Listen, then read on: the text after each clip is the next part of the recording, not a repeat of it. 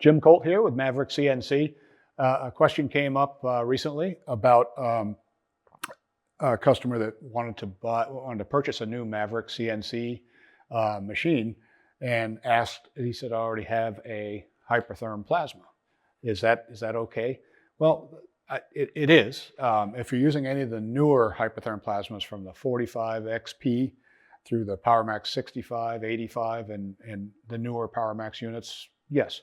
A couple of stipulations. If you bought the PowerMax 45 or 65 or 85 as a handheld cutting system, you do have to you have to show up to the party with a Hypertherm machine torch, and it also has to be equipped with a CPC port. CPC stands for circular plastic connector. That's on the rear panel of the power supply.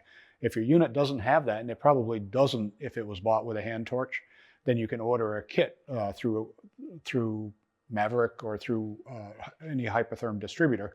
It's the CPC upgrade kit that allows your unit to work with a machine torch. So yes, you need a machine torch, a CPC port, and then you can use the earlier or the existing Hypertherm plasma systems on the machine.